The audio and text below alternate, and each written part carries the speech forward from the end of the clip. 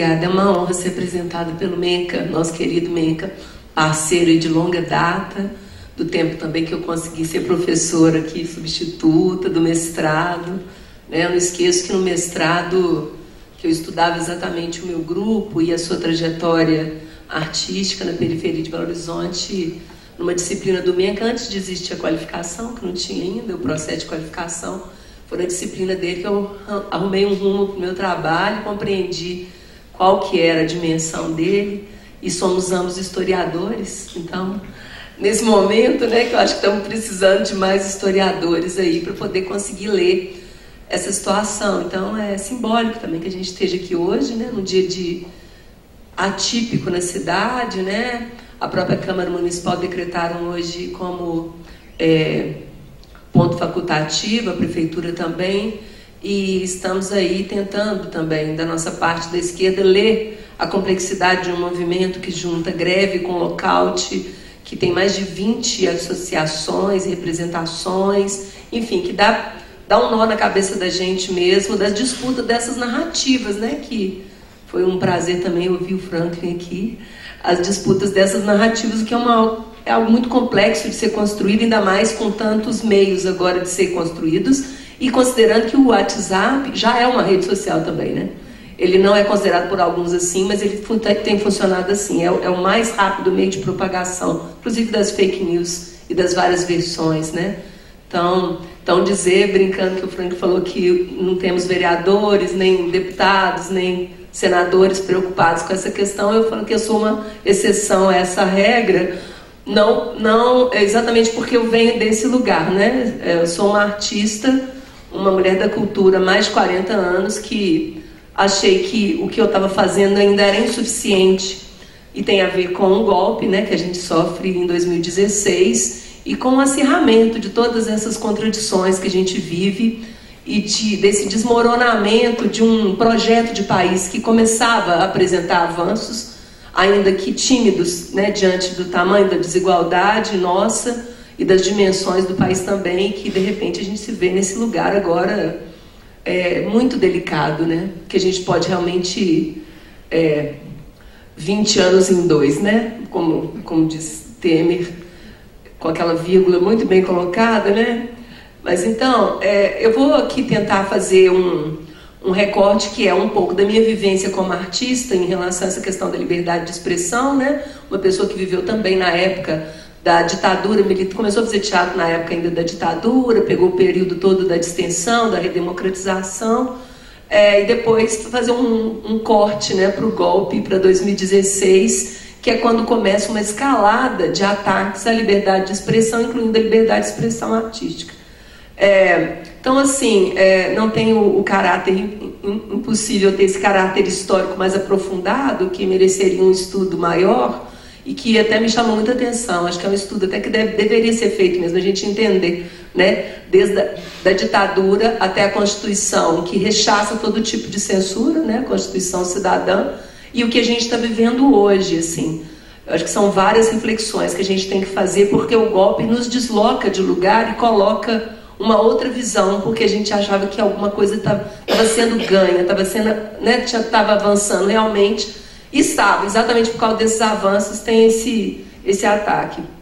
Eu me lembro ainda, por volta de 17, 18 anos, do enterro da censura, no centro de Belo Horizonte. A gente caminhou, os artistas da cidade caminharam com um caixão que representava a censura, né? A minha área é o teatro. O teatro é uma das áreas que sofre imediatamente a censura por ter esse caráter do ao vivo, né? Então toda a história da repressão às artes, ela se concentra muito fortemente ao teatro, né? Atores do Roda Viva sendo espancados, espetáculos como Calabar sendo cancelado há poucos dias, cortes enormes nos textos, porque eu me lembro muito dessa marcha, né, desse enterro da censura, e quando eu comecei a trabalhar num grupo mais estruturado, em 1980, a gente ainda tinha a censura federal dentro da sala de ensaio, uma semana, poucos dias antes do espetáculo estrear. Não tinha aquele peso como teve ainda, né, com Roda Viva, por exemplo, de proibir um espetáculo, mas era dos ensaios assim, que era tão tenso que dava para partir o ar assim com uma faca, porque era apenas o elenco, o diretor e 2 censores. E a gente apresentava e eles então definiam o que podia ou não podia entrar em cena. E a questão do corpo nu, que é uma coisa que volta muito fortemente agora, é um tabu enorme, né? Porque assim, obviamente eles cortavam tudo que estava se referindo à ditadura, todas as menções a regime, críticas, paródias aos militares, mas a questão do corpo nu também é algo que sempre fez parte desse ataque da censura, né? Porque a onda moralista, né? Todo o moralismo que vem junto dessa onda conservadora, né? Ataca diretamente esses corpos nus, né? Em cena, no teatro, no cinema, na TV, enfim. E então eu lembro, era o processo e tinha uma cena de tortura de 2. Processo do Kafka, uma adaptação, tinha uma cena de tortura onde os 2 atores ficavam nus dentro de uma estrutura feita com 2 escadas e umas tábuas, e o censor então pediu liberou o espetáculo com algumas poucas referências e pediu que os atores usassem então um tapa-sexo, que a gente usou nos primeiros, na estreia, e mais uns 2 espetáculos, depois obviamente abolimos, porque não existia esse acompanhamento assim, né? A não ser que alguém denunciasse. Esse processo da censura dentro da sala é uma coisa assim muito absurda, e é a censura do Estado. É diferente da situação que a gente vive agora, né? Que é uma censura que vem de milícias como o MBL, associada a setores conservadores, a amplos setores neopentecostais, que estão em todos os lugares, inclusive nas câmaras municipais. A Constituição, né, com o processo de extensão e redemocratização, a Constituição cidadã, uma das coisas que ela mais rechaça é a censura. E daí começa um longo processo de construir junto à sociedade, então através da Constituição, do Estatuto da Criança e dos Adolescentes, que ao final seriam os jovens e crianças que deveriam ser protegidos, né?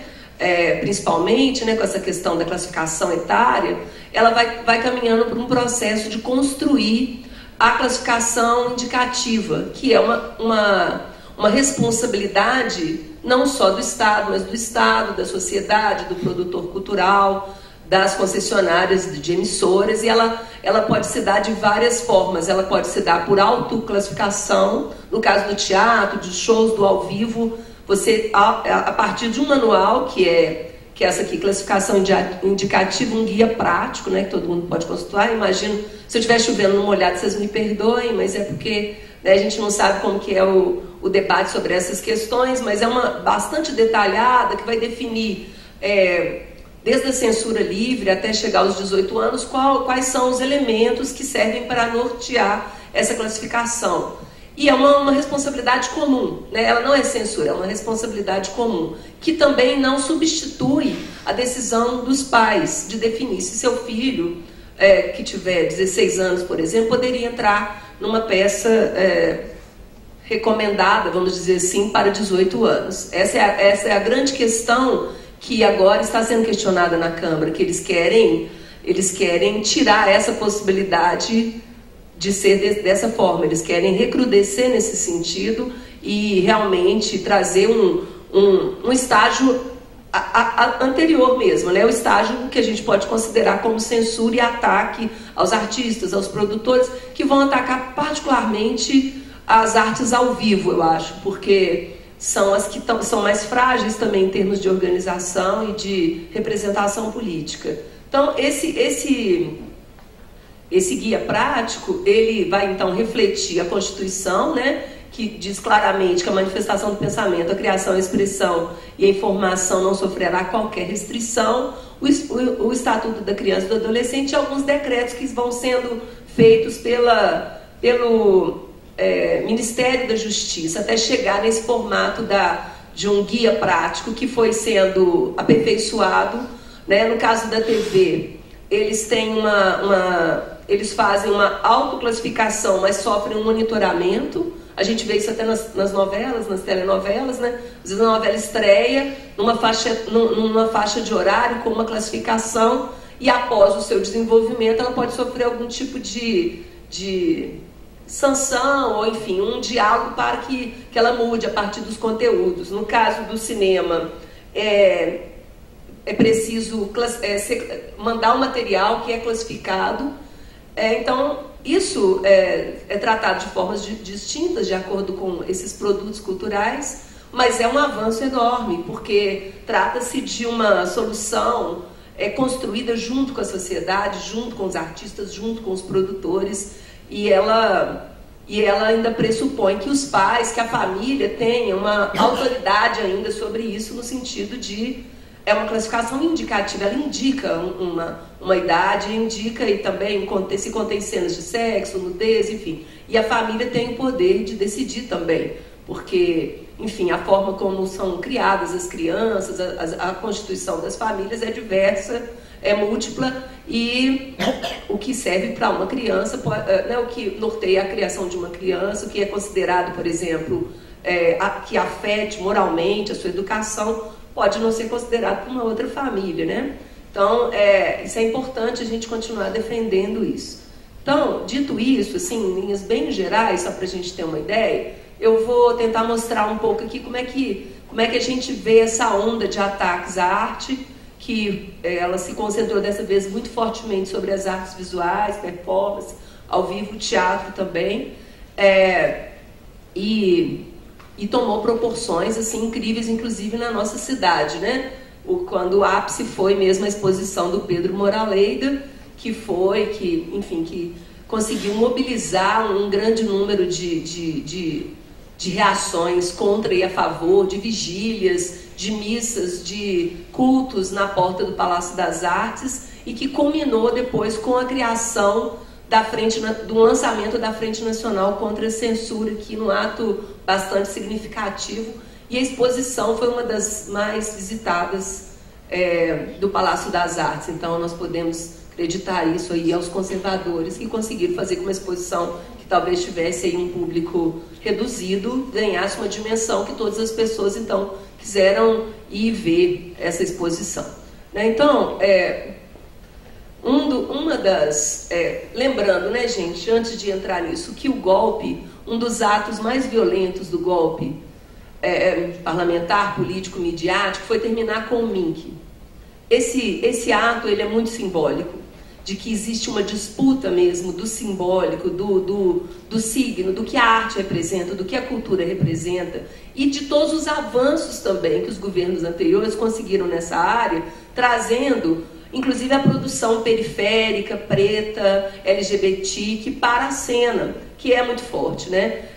Com os pontos de cultura, com todos os debates que aconteceram na esfera do MINC, com Gil, depois Juca, o projeto do Célio Turino. Então, é importante pensar nisso também, que embora com um orçamento bastante reduzido, a mudança paradigmática do Ministério da Cultura foi muito forte nos governos, né, do PT, muito forte, e avançou-se muito na compreensão do que é cultura, quem produz, como produz, não apenas a ideia de levar a arte e cultura para algum lugar, mas sim reconhecer que todo o território produz sua cultura e por isso deve ser apoiado, né? É menos cimento e mais ação, né, que é o projeto do Célio Turino, que a ideia inicial era ficar construindo teatro, centros culturais, ou seja, sendo que você tem terreiros, você tem guardas de congado, você tem grupos de teatro ocupando sedes, você tem vários lugares que já são, né, organicamente ali estão dentro daquelas áreas, e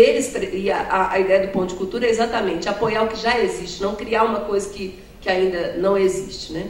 Então, o golpe foi muito violento nesse sentido, e a reação foi muito bonita, porque em algum momento nós tivemos todos os estados e territórios brasileiros ocupados nas suas bases do MINC e EFA com artistas, e foi um dos primeiros movimentos de resistência ao golpe, e que fez inclusive que o Ministério fosse restaurado, o que para nós realmente um Ministério golpeado e dentro de um governo, né, do Temer, é muito difícil lidar com esse Ministério, mas do ponto de vista estrutural das políticas públicas ainda é uma vantagem, não uma vantagem, mas ainda é importante sim garantir que esse espaço não seja exterminado, porque se ele fica 4 anos, 2 anos, o tempo que foi inativo, o esforço para recriar, recompor e refazer aquilo dentro de um estado paquidérmico como o nosso é gigantesco. Então, a luta nesse sentido foi vitoriosa, embora a gente não tenha conseguido, né, o nosso objetivo de derrubar o Temer, né? Continuamos falando fora Temer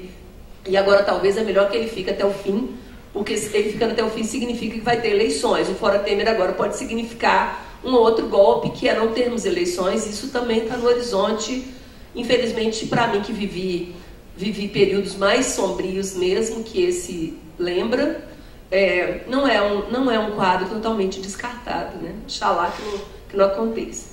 Então, nessa escalada, a gente elegeu alguns momentos. Esse é um artista que é o Michael K. Ele fazia o palco giratório, que é um projeto enorme, muito conceituado, uma maior circulação de artes cênicas, assim, feito fora, né, do âmbito do Estado, mas também, até considerando isso, que tem mais de 20 anos o palco giratório e que promove a circulação de espetáculos de teatro, dança, por todo o território nacional. Promovendo, inclusive, eu já tive a oportunidade de participar logo no início, promovendo, por exemplo, espetáculos de Minas no Nordeste ou na região Norte, que é uma das mais caras para você acessar, e no Sul. Então, deslocando também produções diversas para lugares diversos. E esse ator, né, performer, bailarino, estava se apresentando, era uma bolha de plástico, era todo um processo, e ele teve o cenário depredado, foi censurado, e ele teve que ser conduzido ao Distrito Federal Centro, que era um espetáculo com autorização para apresentar, era no lugar público, e isso já acontece ali em julho de 2017. Em setembro de 2017, a gente tem um caso célebre do Queer Museu, Cartografias da Diferença, mostra sobre gênero e diversidade sexual em Porto Alegre, que, após sofrer um ataque violento, comandado principalmente pelas milícias do MBL, o Santander, que tinha mantido a amostra, o Banco Santander, que era, né, que recebia a amostra, voltou atrás e cancelou a amostra.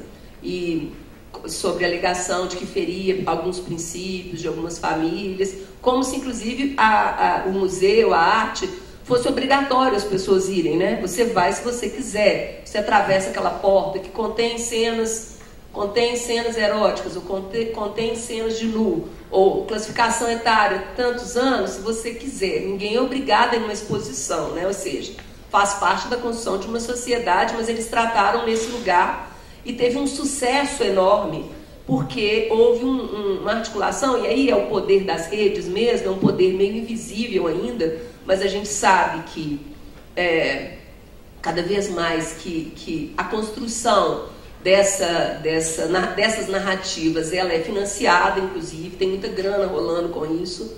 Temos robôs, temos perfis falsos, e a coisa vai se desenvolvendo numa velocidade de luz, assim. E esse debate chegou na Câmara, depois a gente vai falar dele, porque, enfim, logo depois, né, a gente teve o desdobramento dele aqui. Esse é um espetáculo que é da Joe Clifford, o Evangelho segundo Jesus, Rainha do Céu, com a atriz transgênero Renata Carvalho, que já tinha sofrido um ataque em Jundiaí e que em Belo Horizonte também, quando chegou, tentaram entrar com uma liminar e proibir o espetáculo aqui. Lembrando que 2 anos antes, ou um pouco mais, acho que foi no FIT de 2016, teve FIT de 2016? O FIT anterior, ou o FIT anterior de 2014, esse espetáculo tinha sido apresentado na cidade sem nenhum tipo de reação. Ou seja, né, como o golpe deflagra mesmo o processo, ele autoriza o processo do que a gente chamaria de uma caça às bruxas, que no caso a bola da vez são os artistas e também a educação, a arte também a educação.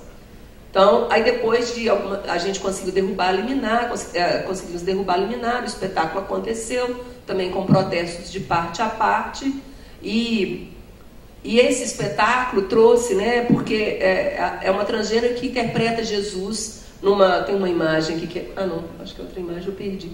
É uma imagem, parece um ritual de uma missa mesmo, é um espetáculo muito sensível, poético, emociona muitas pessoas, e existe também um julgamento prévio, né? Na Câmara Municipal o pessoal já está falando mal de peça lendo o release, né? Então você pergunta ao vereador, mas o senhor assistiu a peça? Não, mas eu li o release, né? Eu li lá, eles não usam essa palavra release, eu li lá a sinopse, eu li a sinopse. Eu falei, ah tá, então o espetáculo se reduz a uma sinopse, é uma peça, né? Ela acontece ao vivo, você teria que ver para você julgar e se posicionar, e não antes, né? Ou seja, falou que tem nu, ou alguma cena que simule sexo, ou signifique, né, alguma coisa em torno disso, já é tabu mesmo. Essa que talvez tenha sido uma das mais violentas também, que é o Labette, a performance do Wagner Schwartz, inspirada em Lygia Clark, no Human, que quando ele teve uma criança com sua mãe, uma mãe e criança que faziam parte do círculo dele, inclusive de amizade, que tocaram o pé dele, durante a criança tocou o pé dele. Essa imagem foi gravada, viralizou na internet, e foi tão grave todo o processo que o Wagner, durante um período, não sei como é que se ele voltou já, mas ele saiu do país, porque ele recebeu ameaças de morte, e ele entrou num processo assim, de depressão mesmo, e de medo da sua vida mesmo, porque correu risco, a performance foi cancelada também, foi suspensa, e é interessante isso, né? Porque inspirado em Lygia Clark, num desdobrável, num objeto, ou seja, não existe carga erótica nenhuma nessa exposição. Não estou aqui fazendo defesa da carga erótica ou não como elemento, mas é porque é feito um estardalhaço em cima a partir de evidências, a partir de um discurso uma análise muito rasa, que a arte não comporta, né? A arte não consegue sobreviver a um discurso raso, porque ela é exatamente análise, deslocamento, ressignificação, signos, enfim. É uma construção simbólica, além de tudo, né? E quando ela é lida nesse olhar bastante literal, Eliane Brum até chama atenção para isso num texto muito bom, que ela fala gays e crianças como moeda eleitoral, que ela fala disso, né? Essa bancada cristã na Câmara, ou as neopentecostais, a leitura mesmo da Bíblia, ela se dá de uma maneira muito rasa, e isso se estende para todos os outros setores, impedindo a possibilidade da metáfora, da metonímia, enfim, do que a arte propõe enquanto um deslocamento mesmo. Tudo é lido ao pé da letra, de uma maneira muito, muito emburrecida, eu diria, né? A Áurea usa muito essa expressão, e a gente encontra mesmo um emburrecimento coletivo, assim, mas que de bobo não tem nada, né? Que está a serviço realmente de um projeto de dominação, de poder e de retirada de tudo que se conquistou. Bom, desculpa, ficou trocada. Essa é a imagem, a segunda imagem da Renata, tá vendo? É como uma missa mesmo, que ela faz o trabalho. É um texto muito bonito, vale a pena conhecer. E aqui nós tivemos, né, para coroar esse processo, Faça Você Mesmo Sua Capela Sistina, a exposição de Pedro Moraleida, que provocou intenso debate e que, enfim, foi acusado principalmente de pedofilia, né? Essa grande questão da proteção às crianças está achando tudo que se faz em arte de pedofilia, inclusive quando o que existe na arte é a crítica à pedofilia, é a crítica, né? Uma das exposições também em Mato Grosso do Sul, um quadro de uma artista, eu vou puxar o nome dela daqui a pouco, em Mato Grosso do Sul, foi também censurado por um deputado do Mato Grosso, porque o quadro se chamava Pedofilia. E ele tinha uma criança, né, assim, escondida, acuada, ou seja, o que o quadro está mostrando? Exatamente, né, o que é a pedofilia, assim, o que ela provoca, né, o que ela faz de mal, a arte servindo para a gente refletir sobre a sociedade que a gente está construindo. E esse quadro foi retirado, ou seja, é a análise assim, mais rasteira que existe e muito nociva para os artistas e para nós, né? E esse processo com Pedro Moraleida, que durou quase um mês, com manifestações, vigílias, nós tivemos cultos realizados na porta do Palácio das Artes, ocupações culturais, esse ciclo se fechou com o lançamento da Frente Nacional contra a Censura, que já vinha se replicando em outros estados, com participação de artistas super importantes, tipo Buarque, Débora Falabella, Fernanda Montenegro, enfim, com vídeos circulando, e é um polo de resistência, né, que continua aí tentando servir de um para-raio de todos esses ataques que sofrem. Então, assim, esse é e aqui tem um... e, por fim, a gente quis fazer essa homenagem a Titânia. A Titânia faz um espetáculo que é Titânia Canta Elomar, que é muito bonito. E o João das Neves, que dirige o show, em algum momento ela narra um trecho do Dom Quixote, que é a história de uma mulher, que a gente pode dizer, uma mulher feminista para a época, que escolhe viver entre as ovelhas e não ter um marido, não ter um companheiro.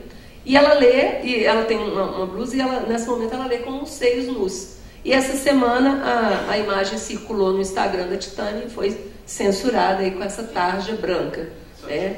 Que é um peito de uma mulher, é uma coisa realmente que ameaça muito a ordem vigente. E ameaça mesmo, tá? No Instagram. Ela sofreu essa censura. Então aqui a gente tem uma que eu fiz ali com a minha companheira Tainá Rosa, assessora lá na Gabinetona. A gente fez tipo uma linha do tempo, que é isso, ó. O golpe, né?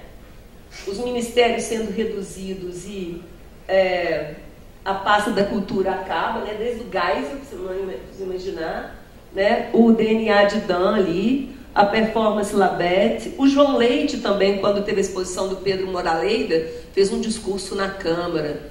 Nossa, esse pode guardar nos anais aí pra gente poder ouvir de vez em quando, que é uma pérola também. E depois a gente tem a questão do Queer Museu, que vai dar enfim, né, o Queer Museu, que a gente já falou tanto que ele significou, e a exposição do Pedro Moraleida. Então é tudo mais ou menos entre julho e depois outubro que se lança essa frente, ou seja, é uma escalada mesmo, as coisas vão acontecendo, isso cai na rede e vão se manifestando. E aqui em Belo Horizonte aconteceu então você tem uma linha do tempo e ali na última parte nós temos os 3 projetos que agora eu vou falar rapidamente para vocês, que estão dentro da Câmara tramitando e que são um ataque assim, frontal à liberdade de expressão, e vai se dar de várias são projetos que combinados são assim, impedirão, eu acho, toda a atividade artística na área, particularmente do teatro, das artes ao vivo e também das artes visuais. Então, aqueles são os PLs que estão na Câmara, como a gente chama, né? 122 de 2017, 425 de 2017, 457 de 2017. Lembrando também que na área da educação, que é um dos temas que vocês vão abordar, todo esse processo do impedir o debate de gênero, o debate político dentro da escola, não político partidário, mas o político, já vem de longa data se fortalecendo através dos projetos do Escola Sem Partido, chamados Escola Sem Partido, que começa bem antes, né, com o Najib, como um projeto de poder mesmo, começa lá em 2004, 2005, e depois vai se transformando em projeto. Você pode, inclusive, entrar, que você já faz um bem bolado lá, clica, já fica pronto, você pode usar. Se você é vereador lá no Escafundó, você já entra com ele, porque ele propõe, né, ele parece tão pueril, tão simples, que é um quadro dizendo o que o professor pode fazer dentro de sala, mas que no fundo o que ele quer impedir mesmo é o debate de gênero, é o que eles chamam, né, que eles gostam de dizer de ideologia de gênero, né? Enquanto a gente fala do debate sobre identidade de gênero, o respeito à diferença, né? O debate, sim, sobre sexualidade dentro das escolas. Eles gostam de dizer que é uma hipersexualização das crianças, e, no entanto, a gente sabe que os índices de gravidez na adolescência são dramáticos, de doenças sexualmente transmissíveis. Eles fazem uma bancada cristã que a gente tem na Câmara, com mais de 21 vereadores, porque junta de 41, ou seja, eles são maioria para votar todos os projetos, porque 21 é a maioria, simples, e mistura, né, pessoas evangélicas com católicas, conservadoras, e então eles têm essa luta a favor da família, sem dizer também qual é a família, né? Qual família? Qual é a família? Família monogâmica, família pai, mãe, filhos, né? A família margarina, e o desconhecimento de todos os outros arranjos familiares, todas as outras possibilidades de amor e de construção de famílias, né? Como é a realidade na maioria do Brasil hoje. Inclusive a maioria das famílias chefiadas por mulheres sem a figura do homem, né? Então isso não é considerado para eles. Essas famílias não existem porque eles trabalham com uma ideia ideal dentro da lógica deles de família. Então isso aí é um quadro que mostra um pouco que significa isso, calar a nossa boca, as nossas vozes, e tem todo a ver com a escola sem partido, que no momento está parada na Câmara. A gente andou, né, lutando um pouco também com o próprio executivo, mostrando o desastre que seria Belo Horizonte ter uma lei dessa aprovada, né, que significa criminalização de professores. O site do Escola Sem Partido, depois se vocês quiserem entrar, ele tem uma ficha de preenchimento que lembra bastante os dedos da ditadura militar, de como você vai denunciar o seu professor, certo? Então você grava vídeos, você anota e depois você manda e traz essa realidade, né? Um verdadeiro pânico. E é um projeto que é aprofundado, não dá para ensinar história, obviamente, né? É o que você vai pensar, mas não dá para ensinar português, não dá para ensinar geografia nem matemática, porque ele impede qualquer debate mesmo. Ele impede qualquer aprofundamento, e a função da escola de pensar junto com o aluno, né? Pensa o aluno também como uma folha de papel em branco, onde o professor deposita todas as suas impressões, como se ele não viesse de uma história, como se ele não trouxesse a sua identidade, a sua cultura, a sua criação. E, enfim, é um projeto desastroso que só cresceu também com o golpe, só cresceu. Ele está em todo o interior do Brasil, em praticamente todos os estados. Está na Câmara Federal, nas câmaras municipais e no Estado, né? Que é o quintão, né? Que é na Assembleia Legislativa. Então, gente, os projetos que ameaçam a liberdade de expressão, para começar, por exemplo, uma imagem essa daqui, eu acho que você vai achar o Salgado também, né? Eu não consegui achar o crédito depois, mas essa segunda é. Imagens como essa, por exemplo, jamais poderiam ser expostas, porque tem corpos nus. Então começaria daí, não é? Essa seria uma exposição que seria só a partir de 18 anos. Quando não se considera, inclusive, que dentro das culturas diversas, a relação com o corpo é completamente distinta, né? Enquanto na França nós temos uma campanha, levem as suas crianças para ver gente nua no museu, aqui a gente está voltando vários quadros atrás. Essa é uma campanha do Museu d'Orsay, que é isso, leve suas crianças para ver gente pelada no museu, gente nua no museu. E aí tem vários trabalhos que os corpos, como, né, na história da arte, o corpo na medida que a arte é uma função, vamos dizer assim, que só o ser humano pode fazer, obviamente tudo parte do corpo, né? O corpo é o primeiro signo da arte, né? E está em tudo, né? Então é impossível uma arte sem corpo, né? Anódina, sem corpos. Inclusive nas igrejas barrocas tem corpo, tem sensualidade, né? No Aleijadinho, enfim. Então, o primeiro PL é esse, 122, que ele torna obrigatório que o poder público proíba a divulgação ou acesso de crianças e adolescentes a imagens, músicas, textos pornográficos ou obscenos e dá outras providências. Eles previamente apresentem às famílias o material pedagógico, né? Órgãos servidores apresentem às famílias o material pedagógico, cartilha ou folder que pretende apresentar ou ministrar em aula ou atividade, ou seja, isso inviabiliza completamente o trabalho do professor dentro de sala de aula. Todo o material teria que ser enviado, se eu vou fazer você vai passar um documentário sobre os indígenas, por exemplo. Então você vai mandar o material, aí teu pai fala, não, mas tem gente pelada, então meu filho não vai poder assistir. Aí com isso o filho dele fica privado de uma aula, por exemplo, sobre a história do Brasil, que conta sobre o genocídio do povo indígena. Então, né, a coisa é mais ou menos por aí.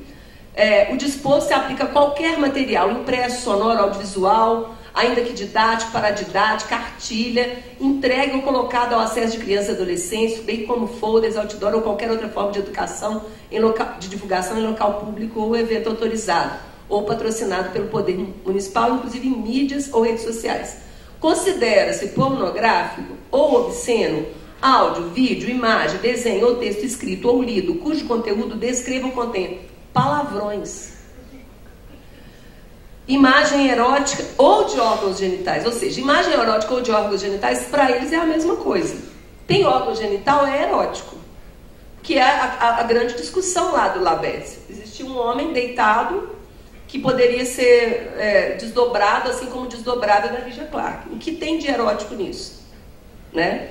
Essa é a visão deles. Então, imagem erótica ou de órgãos genitais é o mesmo pacote, de relação sexual ou ato libidinoso.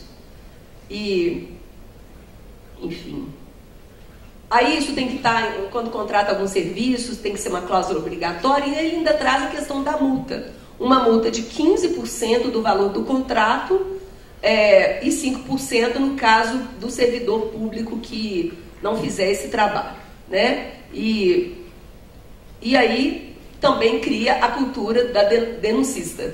Aí qualquer pai, qualquer mãe será instado a, por exemplo, o filho assistiu então um documentário sobre os indígenas. Aí o filho pode contar, ou se ele já estiver bem treinado, né? Porque isso aí é o absurdo que vai trazer as crianças para esse lugar, tirar uma foto, porque né, hoje é muito fácil, é o que a gente faz o tempo inteiro, né? Nesse meio mediatizado que a gente está, tirar uma foto do documentário, e o pai então faz uma denúncia de que o filho dele estava sendo, né, atacado moralmente, que isso é aí vai, isso é pedofilia, isso, e aí vem o ciclo dos ataques, né, ataque à família, estão querendo que meu filho vire gay, né, essa é a grande questão da escola sem partido, e por aí vai. O debate é muito raso, né, então vocês desculpem que às vezes fica meio, até difícil de falar, porque é muito raso mesmo, né. O outro, aí ele fala de obra ou manifestação, aí fala mais disposto com exposições, espetáculos, toda obra que tiver exposição total ou parcial dos órgãos sexuais terá classificação etária para maior de 18 anos, o que contradiz inclusive a cartilha. A cartilha. Não, isso não está dado assim, que tem que ser 18 anos só porque as pessoas estão nuas, ou seja, essa é uma regressão absurda. Inclusive que só colabora, eu imagino, para a pedofilia e para não debate sobre a sexualidade, né? Porque se as crianças e jovens têm curiosidade a respeito disso, elas precisam ser instruídas, elas precisam participar do debate. Quanto mais se discute, menos risco elas correm. Depois que esse papo de família, de proteger a família, vamos lembrar que a maioria dos ataques de pedofilia ocorrem no silêncio das casas, né? Então isso aí é um dado real, é um dado real, e às vezes a escola é o único lugar que consegue proteger aquela criança, inclusive nas UMEIs. A gente tem relato de professores que falam: esse menino precisa estar aqui, essa menina precisa estar aqui, porque a situação dele e dela é essa, né? E aí a professora não pode tratar disso. Então, aí também temos sanções, estão sujeitas às sanções do ECA, que eles usam de uma maneira muito equivocada também. E o último dispõe sobre alvará de funcionamento de cinema, teatro, museu, estabelecimentos que permitem a entrada e participação de crianças e adolescentes em atividades que não respondam à sua respectiva classificação etária. Os museus que permitiram, teatro, cinema, museu, que permitiram a entrada e participação de crianças em atividades que correspondam à classificação etária para maior de 18 anos, terão seus alvarás cassados. Então aí agora chegou diretamente, né, no povo do teatro, Belo Horizonte tem mais de 30 grupos que têm espaços culturais nas periferias, enfim, nos bairros longe do centro, que mantêm uma atividade de programação, que é muito comum, né? Eu mesmo sou coordenadora, ou era até outro dia, né? Porque agora não dá para juntar as duas coisas, de um espaço cultural, que quando, por exemplo, chega uma mãe com uma filha para um espetáculo que a gente auto colocou a indicação como 18 anos ou 16 anos, e a criança tem menos, a gente chama a mãe e explica o que é. Olha, essa peça é sobre isso, ela tem tais e tais cenas, talvez o conteúdo não seja adequado, gostaria que você avaliasse. Aí a mãe diz: não tem problema, eu vou entrar com a minha filha. Ok. Essa é a orientação, certo? Claro que é uma construção, porque, por exemplo, a gente fazia uma peça que era muito forte, tinha cena de nu, mas não por isso, obviamente, porque o nu, pra gente, não está nesse lugar, mas é uma cena que contava a história de uma mãe que abandona sua própria filha, se prostitui. É um tema bastante complexo para uma menina de 10 anos, né? E a gente faz o debate com a mãe, e a mãe falou, não, mas não tem problema, a gente conversa abertamente sobre tudo, e depois também da peça eu vou conversar com a minha filha. Essa é a construção, porque é muito interessante que, ao mesmo tempo que os vereadores da Câmara colocam na família toda a responsabilidade de resolver, quando a responsabilidade é da família para decidir o contrário, aí eles acham que não é. Aí não deveria ser. Então é meio que também o discurso não fecha. Porque se cabe à família decidir, né? Como que a família decide se quando ela decide que a criança pode, o jovem pode assistir, o espaço será multado de qualquer jeito? Porque aqui, né, o espaço vai ser multado, independente do poder da família. E mais grave ainda, né, os proprietários ficarão impedidos de atuar e constituir novas empresas durante 5 anos. Então, assim, é um ataque muito violento mesmo, como eu não vi há muito tempo, assim. Eles fazem um combinado, né, que pega a escola com todo o material que entra, pega a questão das exposições e dos espaços de teatro, cinema, e com punições, com multa, cassação, e trazem o debate artístico e cultural para um lugar de disputa que cai nessa literalidade que só consegue enxergar na arte uma ameaça, quando a gente sabe que a ameaça está vindo de outros lugares e menos da arte, até porque a arte não tem esse poder, né? Esse poder não é da arte, se a gente for considerar o acesso a teatros, a museus, né? O próprio debate sobre a exposição do Pedro Moraleda, os indicadores de acesso a bens culturais são muito baixos ainda no Brasil, né? Então esse é um outro debate que tem que ser feito também. Por outro lado, na periferia, a censura já existe há muito tempo, e é uma censura que se dá pela mão da polícia, quando proíbe os bailes funks, dizendo que aquilo não é cultura, que também ameaça a moral e os bons costumes. Então, são muitas variáveis aí que entram, mas para vocês terem uma ideia, assim, o tanto que nós estamos assim, meio num ambiente realmente de ataque muito grande às liberdades democráticas, né? E que a arte corre o risco não só de um desmonte, que a gente está vendo mesmo, de um modelo. O fim do MINC destruiu muitas perspectivas, porque os princípios do MINC se reproduziam em âmbito estadual, municipal, através da criação do Sistema Único de Cultura, que estava em curso. Era um norte, né, para cidades, Belo Horizonte mesmo. Por outro lado, em Belo Horizonte, a gente vive uma contramão disso na resistência, quando a gente consegue reconstruir o projeto da Secretaria de Cultura e ter um ministro secretário, que é o Juca Ferreira, que muito nos alegra e que vem participando ativamente desse debate, inclusive dentro do Executivo, alertando o Executivo dos perigos mesmo desse retrocesso, que são, assim, uma ingerência do poder legislativo em áreas, inclusive, que eles não dominam nada, porque não são... Nenhuma dessas pessoas é da área nem da educação, nem da cultura, e a gente resistindo lá dentro, né? Eu junto com a Áurea, no projeto das muitas, da Gabinetona, em conferência com a Bela Gonçalves, e tentando fazer essa articulação com a sociedade. Fazer essa articulação, porque é só através de uma articulação forte com os setores envolvidos, né, que a gente vai conseguir avançar. Isso significa também, infelizmente, que a cultura não é vista ainda como uma política transversal, temos muito ainda para caminhar nisso. Quando ela for essa política, pode ser que a gente tenha exposições como do Museu d'Orsay venham trazer suas crianças para ver gente nua. Eu espero que esse dia chegue em breve. É isso que eu queria falar.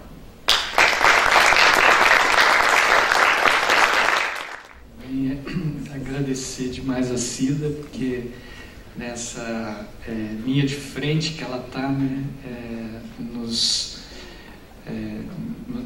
trazer assim, essa percepção de onde as lutas estão, né? Onde as disputas estão, lá na ponta, né? Porque essa presença de Cida, com toda a sua visão e sua formação nesse lugar difícil, né, Cida, que é a Câmara, nessa disputa direta, também nos permite vislumbrar o que está se dando na ponta desse processo. Então, agradecer ao seu trabalho, de Áurea e de toda a gabinetona nessas lutas. Eu sei que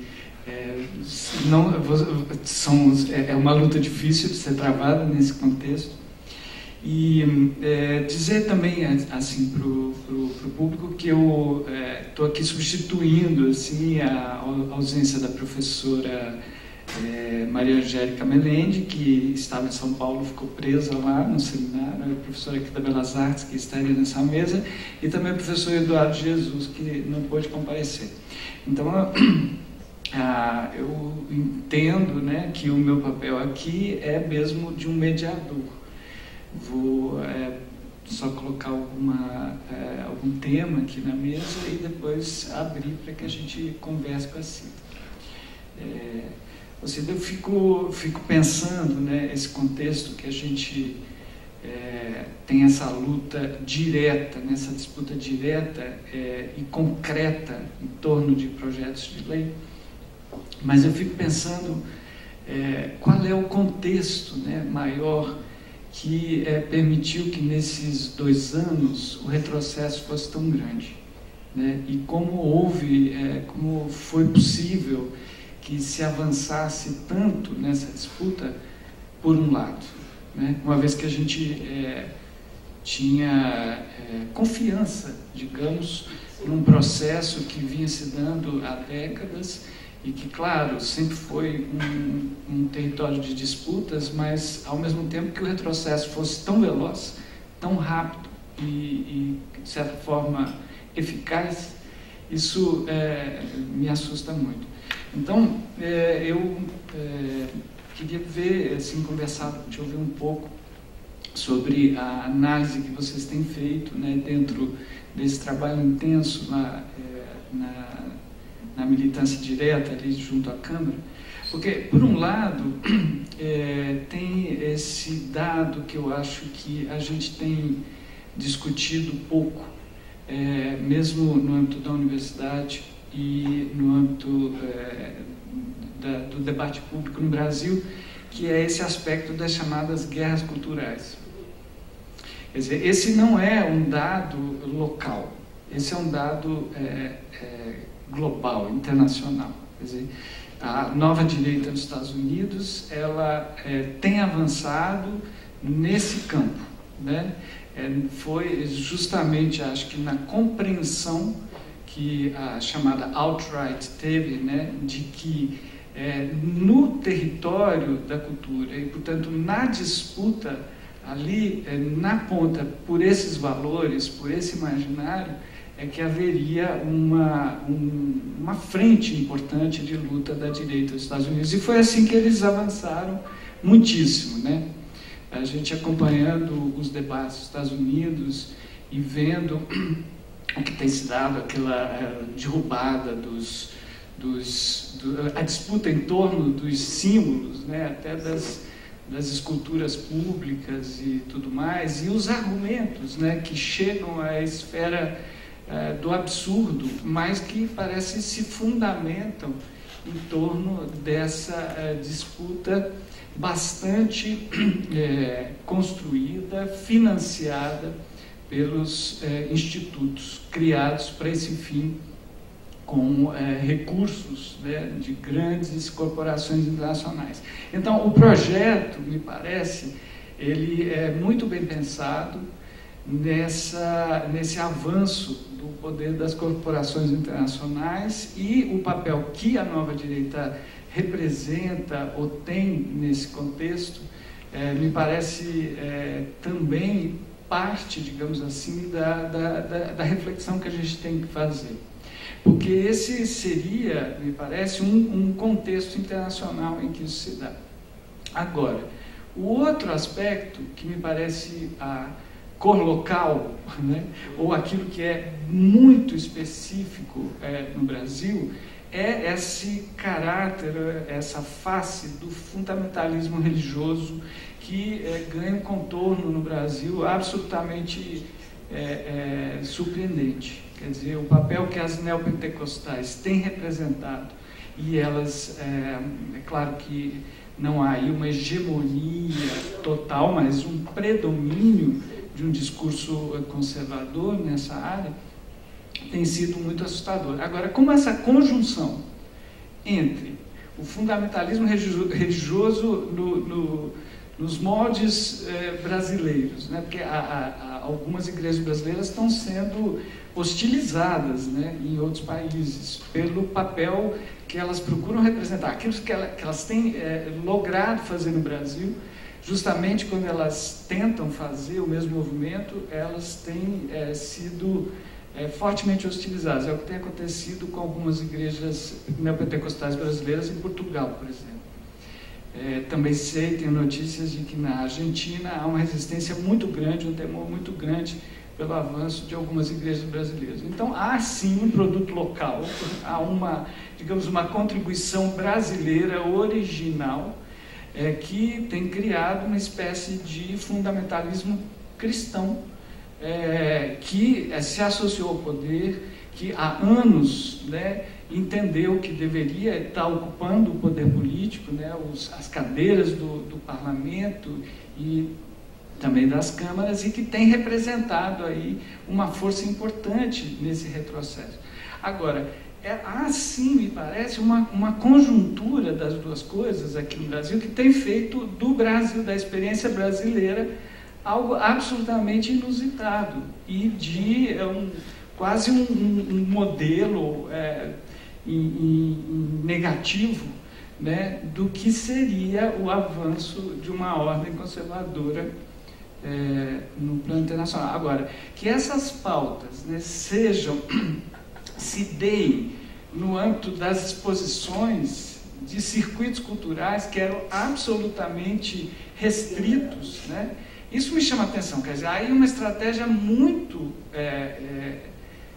importante que a gente perceba. Quer dizer, imagens como, por exemplo, a performance do Wagner Schwartz dentro do MAN, né, que atingia um circuito restritíssimo de público informado e capaz, digamos, de se relacionar com aquela imagem.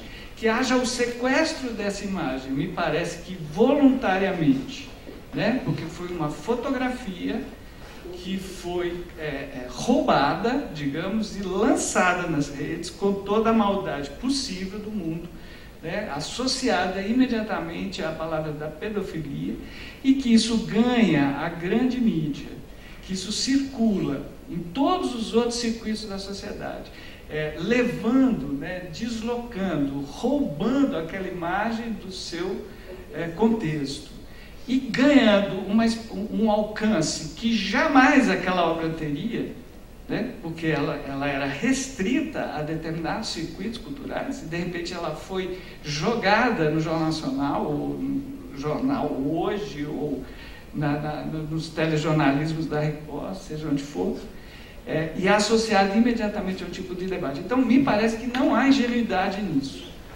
E nós não estamos conseguindo perceber ou analisar de maneira efetiva qual é o contexto maior para que a gente possa fazer o enfrentamento.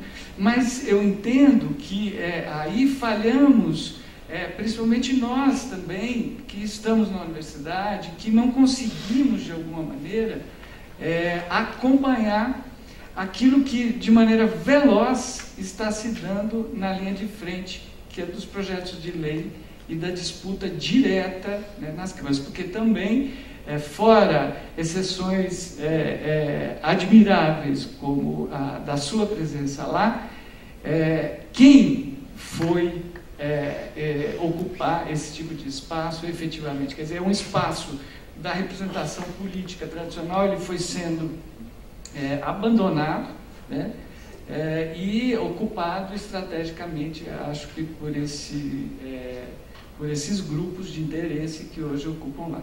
Então, na verdade, compartilhando com você essas ideias e tentando ouvir um pouco, eu sei que certamente vocês têm feito essa análise, mas como vocês têm pensado sobre isso, em termos de um cenário também, ou uma paisagem mais ampliada, né? Olhando esse projeto conservador avançando no mundo, que está, obviamente, associado também ao enfraquecimento dos estados, né, nacionais e ao poder das grandes corporações internacionais. Bom, primeiro dizer que esse espaço aqui, agradecer muito ao Estevão, é um espaço de denúncia disso. A gente, quando foi convocado, a gente imediatamente quis mostrar que é um espaço, que é um espaço de pensamento privilegiado, né? Porque a palavra privilegiado, às vezes, ela é importante. Privilegiado porque tem capacidade de análise, de aprofundamento, para a gente trazer esse debate. Especificamente com esses projetos, a gente tem tentado fazer um debate mais focal, tanto com o executivo, com as forças que a gente considera, né, de esquerda e avançadas dentro desse governo do Calil, que é um governo que ainda existe algum espaço de diálogo, principalmente na Secretaria Social, né, com a Maíra e com o Juca Ferreira. Então a gente tem feito esse debate com eles, mostrando quão nocivo isso seria para a cidade, e também em grupos que a gente chama de laboratórios populares de lei, porque a gente agora pode tentar emendar esses projetos, neutralizando alguns artigos dele, desmanchando, né, o que ele tem de mais nocivo, e o debate em plenário, que é o mais arriscado, porque, como eu disse, eles têm maioria. Mas, ao mesmo tempo, como a base... enfim, é um debate político, às vezes, que a gente aqui não pode revelar muito espaço para não ser surpreendido. Mas eu concordo perfeitamente, Menca. O que há, na verdade, imagina, de 64 a 85, o período mais duro da questão da repressão aos artistas, né, que impacta, no caso do teatro, uma pesquisa de linguagem que estava em alta, a Iná trata disso maravilhosamente bem, que é o teatro épico, ou seja, existe uma forma de ver o teatro que sai, eu estou falando aqui, né, de costas para vocês, que sai dessa linha dramática, do palco italiano, a quarta parede, e estava em curso no país um debate profundo, uma pesquisa sobre outras formas de abordar a realidade brasileira, que é interrompido pelo golpe e pela censura. Esse modelo vem ser retomado depois pelo Latão, já lá na década de 90, e a gente, na ZAP 18, também é herdeiro desse teatro de reflexão social e política, que hoje é o teatro que se faz mais fortemente em Belo Horizonte. A cena está muito aquecida nesse sentido, né? O debate LGBT que está no teatro, a questão negra está fortemente no teatro, através de projetos como a Segunda Preta, vários coletivos se colocando. Então tem, por outro lado, uma resistência. Ela é miúda porque ela não chega mesmo com a força da articulação do MBL. Por quê? Então a repressão nesse período é uma repressão de Estado. Só que essa que a gente vive agora, a censura, ela é uma combinação de forças conservadoras que estão nos poderes com a sociedade articulada, que a Eliane Brum chama de milícias, dessas milícias, e entre outras tem o MBL, mas não é a única. Aqui em Belo Horizonte, por exemplo, a gente tem um movimento parecido, que é o Direita Minas. Ele dá suporte para vários grupos conservadores dentro da Câmara. E é uma guerra de imagens, é uma guerra memética. A guerra da escola sem partido é uma guerra de memes. Eles produzem imagens muito fortes. E que fica muito difícil, por exemplo, com uma família, você dizer que uma coisa não é pedofilia, porque obviamente todos somos contra a pedofilia. Ninguém vai ser a favor da pedofilia, mas confundir esse discurso, colocando como pedofilia um simples corpo nu exposto, é também parte da estratégia.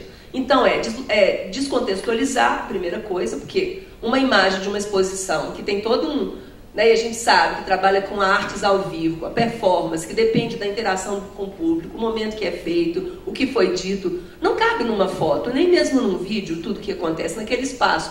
Mas o registro e colocar isso na rede de uma maneira assodada, mas que não é assodada e é intencional, desloca daquele contexto que você vê uma criança pequena tocando o pé de uma pessoa pelada, de um homem no caso. Então, o que vai para a rede... E se viraliza rapidamente com a leitura, com a narrativa deles, é isso. Então, isso é muito comum, é descontextualizar, né, literalizar, limitar qualquer possibilidade de aprofundamento do debate, é o tal da sinopse, que eu outro dia abordei um vereador, inclusive um dos autores do projeto de lei aqui. Eu perguntei, mas você viu a peça? Não, mas eu li a sinopse. Ou seja, então basta para dizer, essa peça é uma peça que a peça aborda a pedofilia.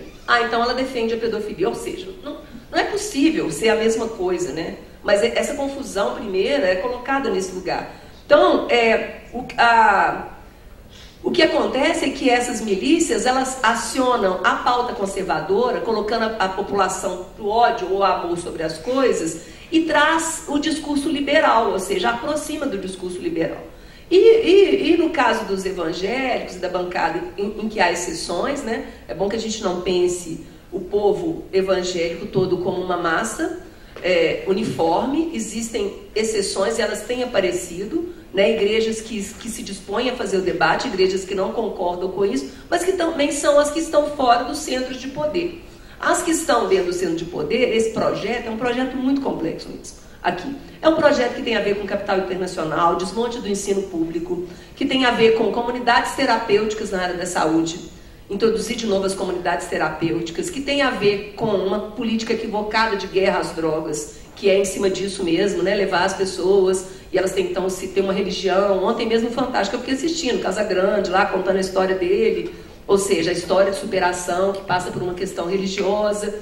Então, assim, é uma visão de sociedade sem nenhuma autonomia, sem nenhum espaço de debate, e que vai se replicando. E é uma guerra muito simbólica mesmo, que eles estão ganhando porque estão se preparando há mais tempo para ela, porque nós estávamos construindo um país, eles estavam esperando a hora de dar o bote, assim. Eu vejo um pouco assim, né? É claro que é uma simplificação, porque qualquer coisa que você fale vai parecer pequeno ainda. São muitas forças, né? Eu fico vendo agora pela greve dos caminhoneiros, são muitas forças em jogo, muitos interesses, mas, de fato, esses grupos da sociedade organizados, que puxam, vêm para a rua, que agora estão tentando fazer uma nova, né, que saem de junho de 2013, que a gente ainda não conseguiu ler com profundidade o que foi aquilo, mas foi um momento que esse agora, guardado as devidas proporções, lembra um pouco aquele momento que dá um nó na cabeça, que você não sabe como se comportar, porque a complexidade é muito grande.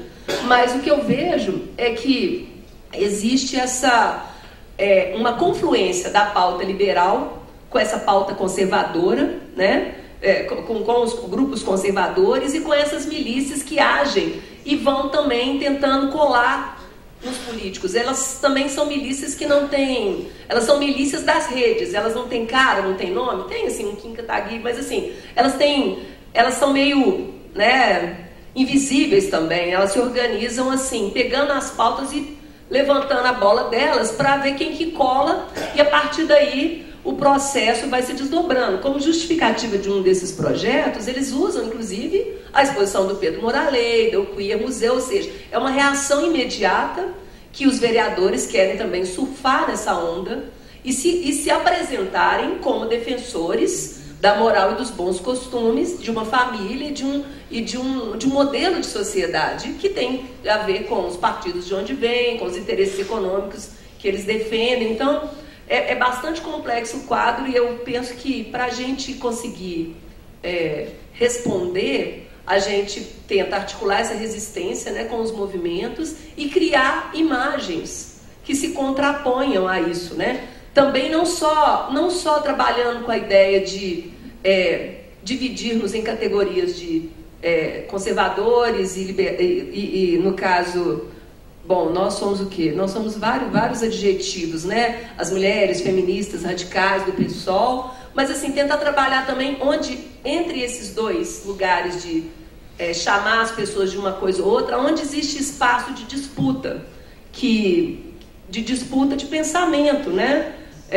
Por exemplo, a gente faz parte de um grupo de mulheres lá no bairro e que está sendo super bacana o trabalho. Ontem a dona Maria José, uma senhora de 70 anos, colocou intervenção militar já no grupo. E aí começou as mulheres xingando a dona Maria José e tudo. Só que, para a dona Maria José, ela não tem ideia do que ela está falando. O que ela quer é que pare a bagunça. Ela quer que ela consiga ir na esquina e comprar a verdura dela. Ou seja, a gente vai ter que voltar a fazer o trabalho que foi feito lá, que o Frei Beto relata tão bonitamente, que deu nos governos de esquerda. É trabalho de base, é trabalho diário. E é disputa também das redes, é disputa do imaginário, com outras imagens, imagens onde caiba mais gente. Eu falo com eles, olha gente, eu estou lutando inclusive pela família de vocês. Quando eu defendo as famílias, eu estou defendendo inclusive a sua família, o seu filho, ou com um vereador que falou, mas tudo para vocês agora é feminismo. Eu falei, exatamente, eu estou aqui para defender inclusive o pensamento da sua filha. Não, porque eu estou aqui com a minha filha no telefone, estou falando com ela, tudo para vocês agora é feminismo. Eu falei, então, é sim, tudo agora é machismo. Eu falei, tudo é mesmo. E a gente está lutando aqui, não é só por mim não, é pela sua mulher e pela sua filha. Ou seja, não é para excluir essas pessoas, é para ver se de alguma forma elas viram a chave, né, parte da sociedade que assiste majoritariamente os grandes veículos de comunicação, não acessa uma mídia ninja, não acessa uma imprensa mais politizada, reflexiva, e outra, vão muito pouco ao teatro, ao cinema, aos museus, para poder inclusive ser atravessado por essas experiências e formar um repertório de visão de mundo mais amplo, né? Isso é um fato. E dentro das igrejas evangélicas e toda a população que eles movimentam, qual é a ideia em relação à arte? A arte serve para evangelizar. Então eu lembro que eu dava aula de leitura de texto, eu falei, gente, para a próxima aula, a gente estava estudando diversas linguagens, vocês podiam trazer um rap, cada grupo trazer um rap e a gente analisar a letra, o que ele significa. Aí uma aluna vira e fala, professora, pode ser rap evangélico? Aí eu me dou aquele lapso de 5 segundos, eu falei, não, tem que ser um rap, porque eu não quero um rap que esteja a serviço de nenhum tipo de religião. Ela fez um textão, não era textão, um cartão para mim, dizendo que era uma pessoa preconceituosa, porque eu não deixei ela levar o rap evangélico. Porque o rap também já chegou, o funk já chegou na igreja evangélica. Então essa apropriação para servir a um Deus, a um Senhor e a uma moral, ela é grande. E aí essas pessoas fazem tudo dentro do espaço de convivência, que é um espaço rico, as pessoas se sentem protegidas, elas arrumam emprego, elas têm apoio psicológico, emocional, né, gente? Vamos considerar tudo isso, porque senão fica parecendo que é um lugar assim, o que essas pessoas... É um lugar de muito apoio, né? E aí toda arte, toda manifestação artística é via religiosa, não existe outra possibilidade. É muito difícil quando você convida, por exemplo, a gente tem experiência com jovens que vão no nosso espaço. Quando tem muitos jovens, ou a professora é de uma determinada religião, eles não gostam de ver, por exemplo. Já tivemos problema com um beijo gay que tinha no filme do Anderson, que a professora fez textão, falando que era um absurdo. Aí a gente falou, olha, não é um absurdo, isso está dentro da idade dos alunos, o que o filme trata é disso, disso e disso, então você justifica mais. Por quê? A minha religião não permite. Né? A minha religião não me permite ver o mundo com outro olho que não seja o da Bíblia lida literalmente, ao pé da letra. Então é limitador mesmo. Eu não sei como é que nós vamos sair desse encosto, sabe? Estamos aí. É muita resistência e tentativa de criar outras narrativas, inclusive visualmente, que também peguem um pouco mais as pessoas, que as pessoas consigam se sentir, pelo menos, em dúvida sobre isso que elas têm repetido, assim, automatamente, né? Mais ou menos isso.